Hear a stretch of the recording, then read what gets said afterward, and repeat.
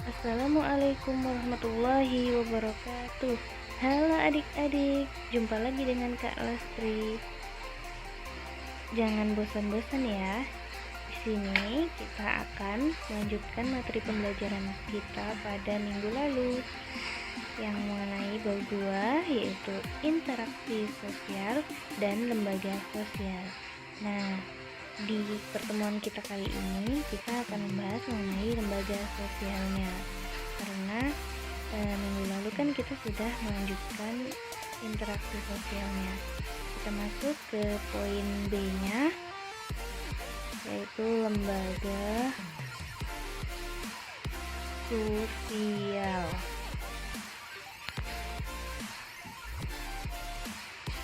Oke adik-adik, di pertemuan kali ini tujuan pembelajaran kita adalah diharapkan kalian dapat memahami, menjelaskan, dan mengidentifikasikan mengenai konsep dari lembaga-lembaga sosial. Oke, langsung saja kita masuk ke poin pertama, pengertian lembaga sosial.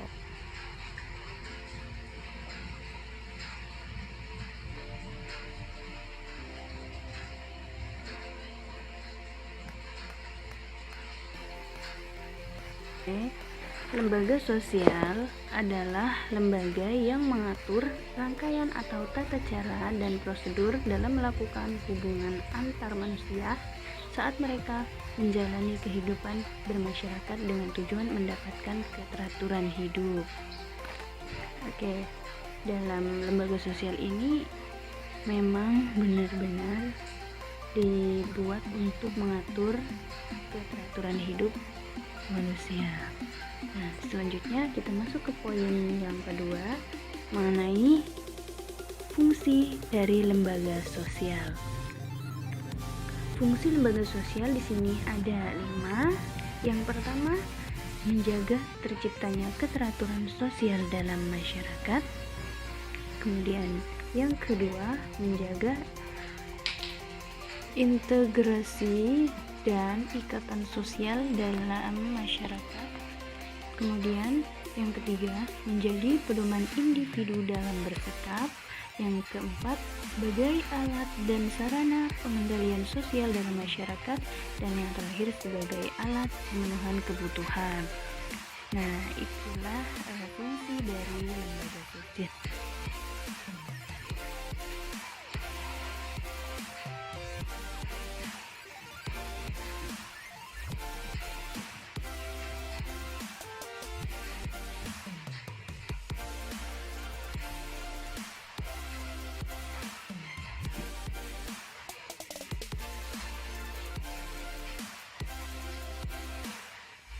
Oke, lanjut ke poin ketiga mengenai lembaga sosial yang mencakup beberapa hal.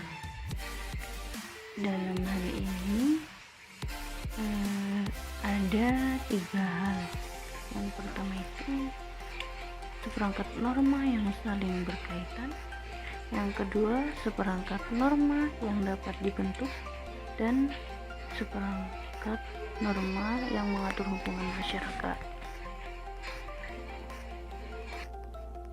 Oke, selanjutnya kita masuk ke poin yang keempat mengenai syarat lembaga sosial.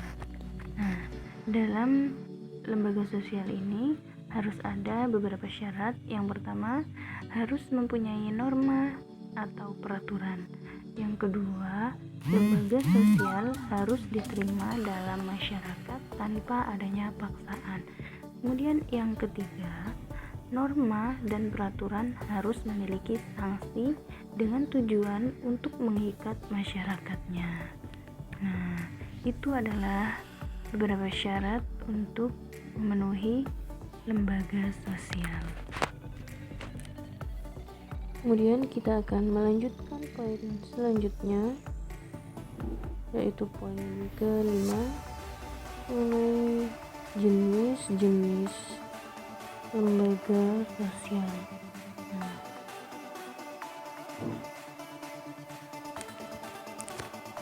Oke, di sini kakak akan menyebutkan beberapa jenis mengenai lembaga sosial.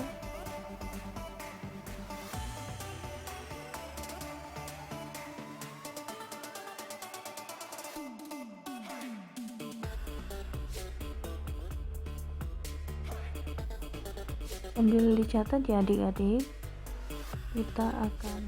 kakak di sini akan menyebutkan beberapa lembaga sosial yang umum saja. Oke, yang pertama itu ada lembaga keluarga, kemudian ada lembaga pendidikan, dan ada lembaga agama, kemudian ada lembaga politik, serta ada lembaga ekonomi.